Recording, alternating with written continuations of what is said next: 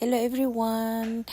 Yung video ngayon gagawa ako ng homemade ragoon. Paborito ng mga anak ko. Ayan, ang mga sangkap, crab, at saka yung mga dahon-dahon, parsley at saka cilantro. Ito pinagsama ko na yung garlic powder at saka little sugar at saka salt little. Ito naman yung mga parsley, green onion at saka cilantro. Yan, pinagsama ko na sila ng hiwa-hiwa. Yan. Para may gulay naman yung ano natin. Tsaka ito naman yung cream cheese para mas malasa. Yan naman talaga ang panglagay ng menu na to. Super simple lang talaga siya gawin. Ano ko na yung sibuyas, dahon, green onion, ilagay ko na lahat para mas malasa. Ayan, halo-haloin na para mahalo lahat talaga. Ma-even siya. So, yan, yung wonton ang aking wrapper. Yan, magra-wrap na tayo. Dati nahihirapan akong mag-ano nito, pero pinag-aralan ko talaga siya kung paano siya ibalot. So, ayan, nakuha ko din. Hindi man perfect, pero lutong bahay lang naman to. At saka, ito yung paborito ng mga anak ko talaga.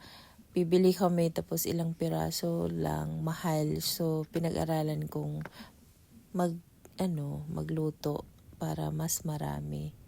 So, ayan, napakadali lang siyang lutuin talaga. Napakadali lang siyang gawin. Yung iba, dinamihan ko siya. Yung iba, nilalagay ko sa freezer para anytime na gusto ng mga anak ko, ay andyan na, ready na siya prituhin.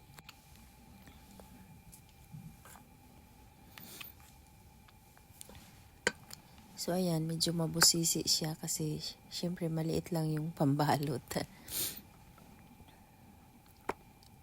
Nilalagyan ko siya ng konting tubig lang siya.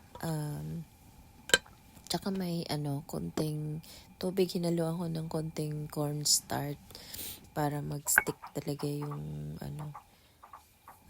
konti lang kasi masisira din naman kasi yung pambalot pag maramihan. Ayan na, tapos na. Yan, 2 pinggan yan. Marami.